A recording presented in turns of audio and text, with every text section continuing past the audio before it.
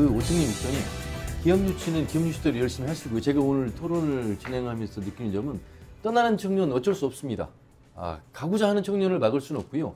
남아있는 청년이 그 숫자가 더 크고 남아있는 돈의 기업, 중소기업이라 할지라도 그 기업과 남아있는 청년들 사이에 그리고 그 기업들의 환경에 맞게끔 지원이 필요하다는 말씀 굉장히 중요한 말씀 같아서 작지만 어떻게 보면 더 구체적인 이 현실에도 초점을 좀 맞춰야 되는 이야기가 계속 나오고 있거든요. 기업 유치 열심히 하시라는 거예요. 그로 인한 효과는 효과대로 또 봐야 되겠지만 일단 남아있는 사람들이 힘들어서 죽겠다. 그럼 어떻게 일자리 못 만든다. 그래서 그 부분에 초점을 맞추는 노력도 많이 하시잖아요. 일자리 창출도 하시고 그렇습니다. 청년들에 관련 정책도 하시고. 그러니까 저희가 하는 것 중에 이제 그 돈의 그 청년 채용이 많이 하는 기업들한테 인센티브를 주는 이제 그런 제도를 저희가 운영을 하고 있습니다. 예를 들어서 이제 그 군산의 대두식품이라고 이제 거기는 이제 근로자가 약 370명 중에서 이제 185명이 MZ 세대, 20대, 30대 청년이라는 거거든요. 그 왜 그렇게 되냐 보니까 여기는 이제 매출액이 해마다 이게 농산물 가공 그냥 팥 앙금 제조업체인데 해마다 매출액이 150억씩 계속 올라가는 거예요. 그러니까. 올라가면서 해마다 30명씩 이제 신규 채용을 하고 있고 그리고 아무래도 이제 청년들이 갈 때 급여가 높아요.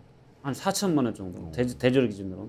생산직도 월 초임도 280만 원 정도. 그렇게 하니까 이게 급여 자체가 되고 그다음에 또 아까 우리 그 황 국장님 말씀하신 것처럼 이제 근로자들한테 그냥 순환보직을 주면서 이제 그 생산 관리, 품질 관리 이런 그런 기회를 주면서 성장할 수 있는 기회를 주는 이런 청년들한테 우호적인 그 기업 문화를 갖고 있는 기업이고 이제 그런 부분들이 인정이 돼가지고 저희가 이제 여기 그 사업으로 이제 관련 보조금을 좀 지급하고 있는 그런 그 제도를 운영하고 있고 그래서 내년도에 신규 사업으로는 이런 기업들을 더 많이 발굴해서 우리 청년들이 밖으로 가지 않고 돈의 우수 기업들에 좀 이렇게 더 취직할 수 있도록 이제 그런 그 기업들 선정 그 범위를 조금 넓히려고 저희는 생각을 하고 있습니다. 예. 그러니까 선한희 의원님 굉장히 중요한 말씀하셔서 기업 대표님들에게도 한번 여쭤보겠습니다.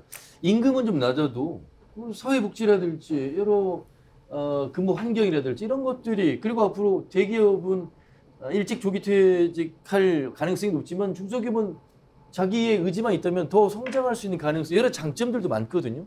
그래서 우리 김당주 대표님은 연봉 3천 주기도 어렵다 이런 말씀하셨는데 박식 대표님 혹시 신뢰가 되지 않는다면 중소기업 50인 이상을 거느리고 있는 기업의 대표로서 초봉이 어느 정도 주시고 계십니까? 이제 저희 회사 같은 경우는 이제 전문대 출신들이 연봉 기본 3천 정도로 이제 시작을 하고요. 이제 뭐 4년제는 그보다 좀 더 상회하고.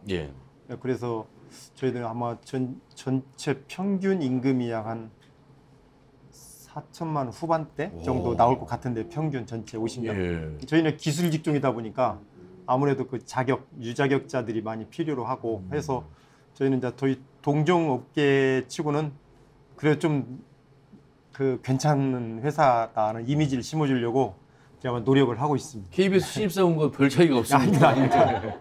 예. 아니 정말입니다. 우리 지금 엔지니어도 신입사원인데 그래서 처음에 그렇게 높지 않거든요. 그러니까 굉장히 높은 연봉이라고 하는 양질의 일자리가 생각보다 많지 않고요. 처음부터 많은 급여를 주는 곳이 생각보다 많지 않습니다. 호봉이 올라가면서 공무원은 어떻습니까? 공무원 MZ세대 지금 이직률 10% 정도가 된다고 할 정도니까 공무원은 최저임금보다 지금 못 받는 구급 공무원들은 그것보다 안 되니까 그래서 지금 이직률이 엄청나게 늘고 있고 좀 조금 그 부분이 좀 문제고 그래서 아까 우리 그 중하고 같이 문제를 해결한다고 말씀도 하셨는데 좀 청년들한테 뭐 약간 뭔가 인센티브를 주지 않으면 지금 이렇게 이직 행렬이 그치지 않는다라는 그런 건의, 중앙정부 건의를 하고 있고 뭐 그런 상황. 그래서 박식 대표님 기업 입장에서 나름의 솔루션이 있을 것 같아요. 왜냐하면 정주하고 내 지역의 기업에 대기업은 아니지만 의미 있고 내가 오랫동안 다닐 수 있다는 믿음을 가지고 운영하고 있는 기업들도 많잖아요. 상당히 많죠. 저도 그런 꿈을 가지고 지금 사업을 운영을 하고 있는데 근다고 그 꿈만 가지고 또 그 회사를 운영할 수는 없는 거고 또 현실은 또 현실이고 그러거든요. 그래서 저희들도 아무래도 임직원 수가 조금 작으면 몸이 좀 가벼우면 좀 사업을 운영하는데 좀 편하겠죠. 근데 또 그럴 만지도 못하는 게 이제 저희 같은 좀 저희는 건설업 쪽에 관련된 분야다 보니까 정부의 정책은 아무래도 우리나라가 국가가 수출 산업 위주다 보니까 제조업 중심에는 여러 아무튼 나름대로의 지원 사업도 많은데 저희 건설 쪽에는 그 지원 사업이 거의 제로라고 보시면 됩니다. 그렇죠. 또 한편으로는 좀 아쉬운 게 전라남도에 있는 호반건설 1년 매출이 작년에 한 2조 7천억 정도 했다고 해요. 그래서 전라북도에는 모든 건설회사들 매출 합계가 호반건설 하나도 안 됩니다. 전남에 있는. 심지어 제일건설은 부도. 예. 그 정도 열악한 게 전라북도입니다. 그래서 이런 전라북도 열악한 환경에 아마 젊은 청년들도 다 알 거예요. 아름아름. 네. 그래서 저희 같은 중소기업을 운영하는 사람으로서 좀 나름대로 책임감도 좀 느끼고 있습니다. 그래서 한 사람이라도 더 고용을 하려고 노력을 하고 있고 열심히 좀 수주 활동도 하고 있고 하는데 이게 아까도 말씀드렸지만 저는 젊은 친구들마저도 우리 회사에 와서 한 5년 정도 근무를 하게 되면 나름대로 이제 그 현장의 기술력 있죠. 기술력 어느 정도 이제 그 무장을 하거든요. 그 친구들이 오히려 더 경력을 쌓아서 대기업으로 간다면 저는 엄청 환영하거든요. 근데 몇 친구들은 갔고요. 저희 회사에서도. 어떤 친구는 한전에도 입사한 친구도 있고. 그래서 오히려 아까 그 사관학교 말씀도 하셨는데 오히려 지역에 있는 중소기업 운영하는 사람으로서 이런 것도 나쁘게 볼 일이 아니고 우리 회사에 와서 또 이런 친구들이 대기업이나 공기업 관련 꿈을 키웠다는 거 이것도 하나의 제 좀 몫이기도 하다. 그렇습니다. 박형욱 국장님 이제 자녀가 취업할 때가 된 그 아버지로서 우리 청년들도 언론 취재를 많이 하시잖아요. 청년들의 어떤 눈높이나 바람이 좀 다 다르죠 또. 다르죠 좀. 예. 지금 청년들이 이제 서울로 만약에 간다면은 사실은 주거 비용, 그다음에 생활비, 교통비 그렇죠. 이게 뭐 기본적으로 한 150만 원 정도가 들더라고요. 그런데 이제 그 청년들이 지방에 남아서 거주를 하면은 주거비나 교통비가 굉장히 많이 세이브를 할 수가 있거든요. 그래서 제가 고민을 하면서 지방 정부에 할 일도 있고 우리 앞서 우리도 원장님이신가요? 국장님께서도 말씀하셨듯이 중앙 정부가 또 풀어가야 할 문제가 있다. 저는 지방 정부가 해야 할 일은 지금 이제 청년들은 워라밸을 굉장히 많이 중요시 하지 않습니까? 그러니까 앞서 우리 그 대표님 말씀하셨듯이 복지 문제 꼭 이게 임금 격차가 수도권으로 밀어내는 요인이냐? 또 사실은 그것은 아니거든요. 그러니까 지방 정부에서는 임금 격차를 극복할 수 있도록 청년들에게 예를 들어서 뭐 어디 여행을 간다면은 그 숙박비 지원 이거 굉장히 히트를 많이 했습니다. 중앙 정부에서 지원을 했는데 젊은 층이 지역으로 내려와서 숙박을 하고 지역을 체험할 수 있는 공전의 히트를 친 상품이 이거거든요. 그러면 이제 지방 정부에서도 그러니까 임금 격차, 생활비를 줄여줄 수 있는 그런 정책을 좀 필요로 한다. 젊은이들에게는 어떤 간접 지원보다는 차라리 직접 지원이 직접 지원이라고 해야죠. 예를 들어서 현금 지원할 수 있는. 근데 현금을 그냥 주머니에다 넣어주는 게 아니라 그 사람들에게 필요한 그 어떤 관광이나 어떤 문화적 향유 이런 것을 할 수 있도록 지원을 해주는 그런 것이 필요한 것 같고요. 중앙정부에서는 사실은 기업들이 지방으로 내려오지 않으려는 이유가 시장이 협소하고요. 또 하나는 이제 물류비가 굉장히 많이 들지 않습니까? 그래서 전라북도에서 지금 주장하는 게 이제 대도시권 광역교통에 관한 특별법 뭐 이런 것들. 그래서 중앙정부가 균형 발전을 주장하면서도 계속 수도권에다 신도시를 조성하고 또 수도권의 광역 전철망을 또 계속 투자를 하고 이런단 말이에요. 그것보다는 이 지방과 수도권과의 어떤 접근성을 대폭 줄여줄 수 있는 투자에 나서는 것. 이 투 트랙으로 지방 정부가 해야 할 일이 있고 중앙 정부도 분명히 지금부터는 책임을 져야 한다. 네. 사실 뭐 전라북도 기업인들이 뭐 게을르거나 멍청해서 이렇게 어려움을 겪는 거 아니잖아요.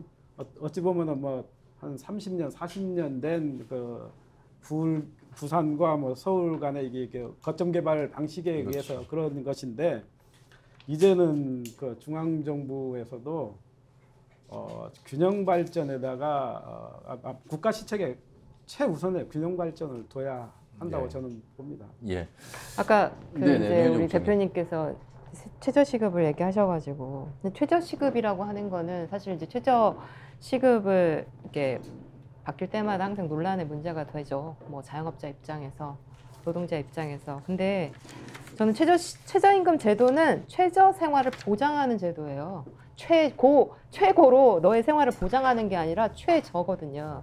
근데 이게 약간의 오해가 있는 게 올해 9,860원이에요. 맞습니다. 내년 1,030원이에요. 그래서 몇십 원 올랐어요. 근데 그만큼 오르는 게 아니거든요. 왜냐하면 명목임금과 실질임금이라는 게 있어요. 소비자 물가가 얼만큼 오르냐에 따라서 내가 예를 들면 2022년도가 191만 원이거든요. 그런데 최저시급이 올라서 내년도에 200 얼마가 됐어요. 근데 그걸 명목임금이 아니라 실질임금으로 계산되면 실제적으로 낮아졌거든요. 우리가 계속 소비자 물가가 올라가고 있어요. 그래서 20대 남자, 22년도 기준으로 전라북도의 20대 남자가 208만 원을 받아요. 여기 대표님은 굉장한 많은 임금을 주시는 거죠. 이런 기업이 많으면 왜 안 가겠어요. 1번이 생계 유지인데 청년들의 입장에서 저도 마찬가지고. 그리고 여자는 더 낮아요. 191만 원이에요. 그래서 이제 최저시급, 최저임금은 국민임금이 됐다고 저는 말할 수 있거든요. 우리 지역에 도민의 임금이 되어가고 있다. 최저임금은. 그래서 일단 이제 그러니까 기업을 운영하는 사람들의 입장에선 내가 노동자에게 최저시급을 줄 만큼 어려워. 그래서 지역의 일자리를 창출할 때 그러면 그걸 어떻게 보전할 수 있을지도 지방 정부가 고민해야 되는 거죠. 근데 그거를 예를 들면 올해 정부 들어서, 그러니까 이번 정부 들어서 최저시급을 어떻게 하기로 했어요. 처음에 산업별, 직종별로 다 바꾸겠다. 다 다르게 만들겠다. 지역별로도 다 다르게 만들겠다고 했어요. 가장 우려되는 게 뭐예요? 가장 열악한 우리 지방도 산업별로도 가장 열악한 직종이 가장 낮은 임금을 받는다는 게 말이 되나요? 그러면 아마 아까도 얘기되었던 대기업과 중소기업에 우리가 가지고 있는 인식은 계속 벌어질 거예요. 끊임없이 벌어질 거라는 거죠. 노동과 근로에 대한 인식이 다른 것처럼. 저는 최저시급은 보장돼야 되고, 한마디 더 말씀드리면 이제 의원님도 아시겠지만 올해 저희가 15세에서 18세 청소년들의 실태조사를 했어요. 그들이 가장 원하는 게 뭔지 아세요? 최저시급 인상이에요. 그들도 일하는 거예요. 1시간, 2시간 일해요. 주말에 어떤 친구는 9시부터 10시까지 일해요. 근데 최저시급이 너무 낮은 거예요. 자기가 일해보니까. 그러니까 자기들의 1번은 최저시급 인상이고, 두 번째는 뭐냐면 공공형 일자리를 자기들한테도 만들어달라고 하는 거예요. 왜냐? 나도 노동자고 나도 노동을 해보니 이 지역에서 안전하고 건강한 일자리에서 일해보고 싶다는 거죠. 그 일의 경험이 이 청소년들이 나중에 청년이 되었을 때 굉장히 좋은 경험으로 남을 수 있다고 하는 거예요. 그래서 대부분의 지자체의 청소년 노동 실태 조사의 연구 결과를 보면 1번이 최저시급 인상이고 2번이 지자체가 공공형 일자리를 청소년들에게도 만들어 달라가 2번이에요. 알겠습니다. 이제 최저시급까지 나올 정도로 이게 굉장히 열악한 상황입니다. 저희 페트롤전북에서 그래서 화요일 코너가 중소기업, 여기에는 이제 사회적 기업부터 제조업까지 다 포함해서 기업들을 초대해서 얼마나 어려운 상황, 아울러서 지금 D&I 코퍼레이션의 박식 대표님이 연봉 4천 후반을 주고 있다고 말씀하셨는데 우리 청년들 D&I 코퍼레이션이 어떤 회사인지를 모릅니다.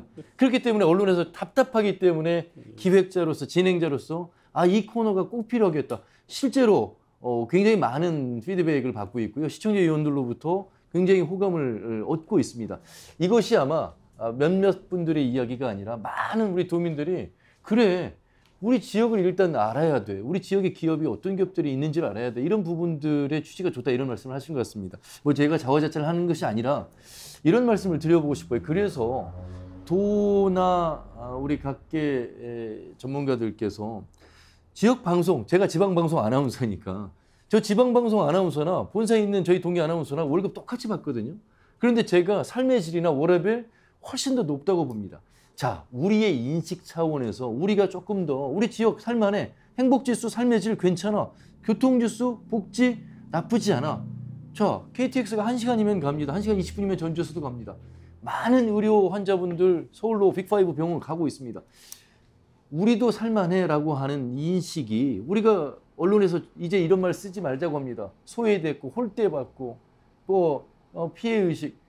우리 이제 그런 시대 지났다 이겁니다. 전북도가 많은 수치로 보면 아직도 저조합니다만 이제는 특별자치도라는 이름으로 새롭게 아까 우리 오태인 국장님 말씀처럼 많은 기업들이 투자 협약을 맺고 있어서 조금 긍정적이고 서로에게 위로가 되고 서로를 격려하는 그런 방향으로서의 노력은 또 다른 현실적인 측면에서 큰 도움이 되지 않을까 이런 생각도 해보게 되는 요 관련된 말씀 듣고 잠시 쉬었다가 또 대안으로 한번 좀 더 나가보면 어떨까 싶습니다. 오태인 국장님.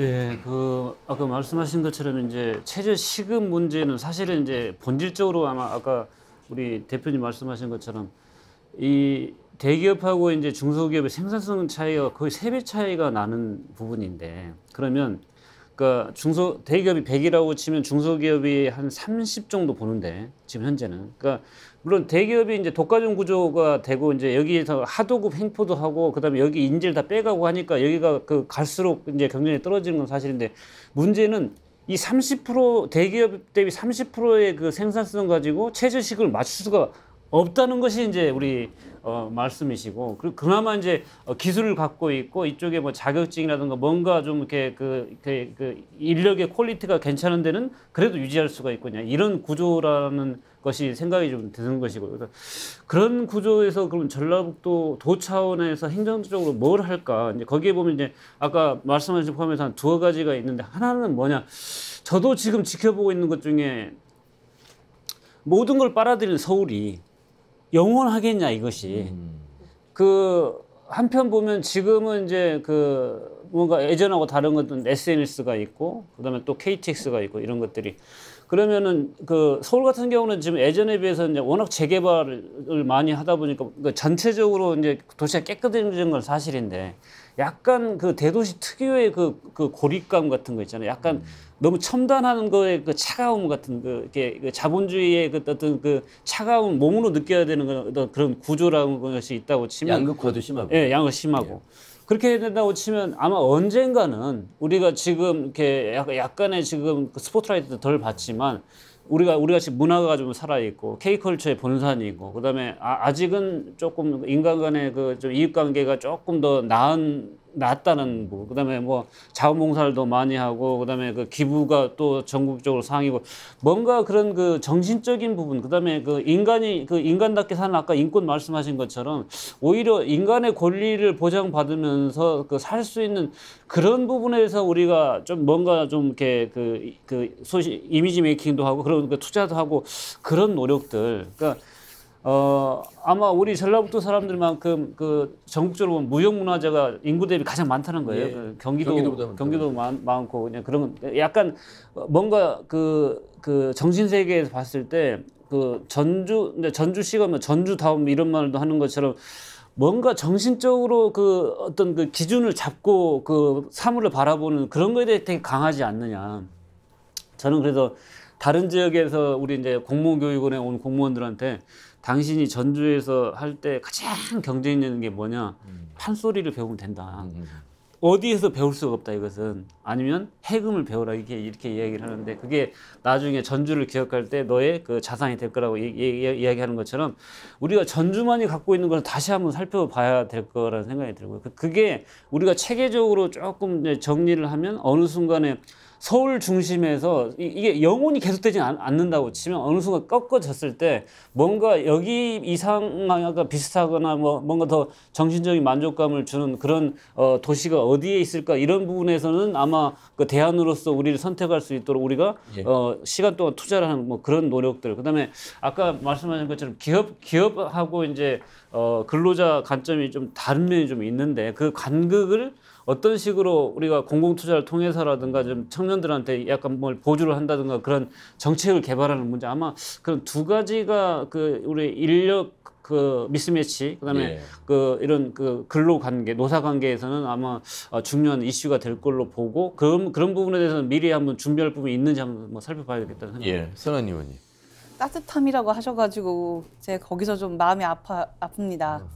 우리 이제 강태환 친구가 그래도 경기도에서 일자리 찾아보겠다고 지역에 내려왔는데 한 달째 아직도 관련한 사과도 없고 내용이 없는데 저는 이게 되게 중요한 문제라고 보는 게 이제 중대재해 관련해가지고 계속 권한이 없다고 하는데 사실 그런 현장에서 어떻게 안전하게 되느냐가 실질적으로 행정도 계속 고민해야 되는 부분이거든요. 매일 뉴스에 이 지역이 계속 전북의 이 기업 지역이 계속 나오는데 이제 그 마이스터고와 이 대학을 졸업한 친구들이 이 지역 기업에 오겠어요? 얘네는 위험하다라는 인식밖에 안 할 수밖에 없죠. 그래서 또 산업 안전 교육을 받은 곳마저도 3년 동안 3명이 사망했어요. 우리가 안전을 관리하는 기업들도 저는 이게 굉장히 전북의 노동 환경에 대한 이미지를 좀 중요하게 보고 있는 분, 지금 전주페이퍼 건도 그렇고요. 그래서 이럴 때 좀 지자체가 좀 도가 적극적으로 좀 개입하고 역할을 하는 과정들을 좀 했으면 좋겠다는 게 저는 개인적으로 진짜 너무 중요한 문제고, 지역의 이미지, 노동 환경을 어떻게 보여줄 건지 좀 필요한 부분이라 생각하고요. 저는 생활인구 관련해가지고 굉장히 폭넓게 열었으면 좋겠다는 생각이에요. 그러니까 익산이나 무주나 이게 우리가 도내에서의 생활인구만 고민할 게 아니라 오송으로 출퇴근하는 친구들은 진짜 금방 갈 수 있거든요. 그러면 주거나 교육이나 그리고 그 급여를 받아서 소비는 지역에서 하고, 또 그 친구들이 그렇게 하다 보면 이 좋은 인재로 성장해서 돈을 다른 기업에 또 유사 기업에 또 취업할 수도 있잖아요. 그러니까 이 생활인구가 이제 국토연구원이 이미 1인 1주소제를 갖는 것까지 고민한 만큼 그런 방안으로 좀 열린 사고로 우리가 어디까지 포용할 건지도 고민하는 것도 저는 되게 중요한 문제라고 생각이 듭니다. 예. 네. 나름의 우리 전북만이 가지고 있는 장점 속에서도 충분한 이미지 개선, 또 여러 장점이 많다는 요소들이 이 지역에 머무를 수 있게끔 붙잡을 수 있는 그 메리트가 될 수 있다, 이런 말씀들 좀 들어보고 있습니다. 물론 그것이 뭐 전체 솔루션이 될 수는 없겠습니다만, 그럼에도 불구하고 기업 유치는 유치대로 또 남아있는 우리가 집토끼라고 하는 향토 기업들의 애로 속에서 일어나고 있는 경영의 어려움, 또 그 기업 환경에 맞는 지원, 아울러서 미스매치 일어나고 있는 부분에 대한 장점의 요소를 더 부각시키는 부분, 다각도로 아마 많은 고민들을 좀 해봐야 될 것 같습니다. 네, 박경욱 전. 그 전라북도에도 사실 뭐 아주 우량 기업들 많이 있거든요. 뭐 알려지지 않은 히든 챔피언들이 많이 있는데, 그동안 이제 언론에서는 기업을 홍보하는 게 상당히 좀 금기시랄까요? 왜냐하면 기업을 홍보하면은 이게 뭐 광고와 연결되는 거 아니냐, 뭐 이렇게 생각이 돼서 굉장히 조심스럽습니다. 저희도 또 한 기업을 할 때는 뭐 그 기업의 어떤 그 전화번호나 뭐 이런 것도 저희가 이제 쓰면 안 되는 그런 포인트들이 좀 있었거든요. 그런데 사회자가 말씀하셨듯이 앞으로는 이게 좀 필요한 것 같아요. 자, 잘 알려지지 않아서 이 지방 기업들을 찾지 않는 경우, 저희가 지금 관광지 홍보는 많이 하지 않습니까? 우리 네. 기초단체나 이런 데서. 그러나 이 제조업이나 뭐 식품비업이나 이런 지역업체 홍보는 거의 안 하거든요. 아울러서 뭐 이 문화산업이나 문화재나 뭐 이런 것들은 굉장히 뭐 예산을 들여서 많이 하지 않습니까? 그래서 전라북도가 최근에 제가 통계를 보니까 이 정책적인 기업 투자, 기업에 대한 투자를 포함한 기업 유치의 정책적인 접근성에서는 전국에서 5위 정도 상위권에 들어가 있더라고요. 예. 그러니까 전체 예산 대비 전라북도 기업 투자 비용은 한 5위 정도가 되는 통계가 있더라고요. 우리 그 전북연구원 자료를 보니까 그 정도로 정책적 의지는 굉장히 강하다. 과거에 10년 동안 기업 투자에 대한 그 증가율도 한 3배 정도 됐다라는 자료도 나와 있더라고요. 그런데 홍보 측면에서는 거의 사실상 뭐 문화재나 관광지나 뭐 이런 쪽으로 집중했으니까 이번 기회에 이거에 대해서도 굉장히 고민을 한번 해볼 필요가 있겠다. 또 우리 언론도 한번 생각해 볼 필요가 있겠다라는, 뭐 의회에서도 좀 한번 고민을 해보실 필요가 있는 것 같네요. 예. 네. 박씨 대표님, 김남주 대표님 페트로전북 기업 코너에서 출연하시고 말씀을 나누셨잖아요. 어떻게 좀 언론에서 이렇게 홍보 차원이라기보다는 서로 정보 공유를 한다 그럴까? 이런 차원이 큰 도움이 된다고 보십니까? 좀 간단하게 좀 말씀해 주신다면. 저는 올해 그 청년기업에 선정이 됐어요. 네. 그 청년기업에 선정이 되면서 홍보를 해줬어요. 뭐 JTBC, MBC에서 MBC 문화 아무튼 네, 괜찮습니다. 홍보를 해주는데 20몇 년 동안 사업을 하면서 가장 기뻤던 네. 뭐 우리 기업이 뭐 칭찬을 해달라는 게 아니라 이렇게 인내를 통해서 오랜 기간 동안에 이렇게 했더니 인정하면서 좀 언론에 이렇게 노출시켜 준 게 어떤 사업비를 많이 준 것보다 값진 것 같았어요. 그래서 그리고 또 이제 저희는 청년기업이지만 소상공인들, 네, 소상공인들 뭐 이번에 그 소상공인들 하기 위해서 소상공인들 이렇게 또 홍보 언론 노출도 해주고 있더라고요. 아, 제가 보기에는 전라북도가 사실 좀 전체적인 그 큰 틀에서가 문제지 잘하고 있어요.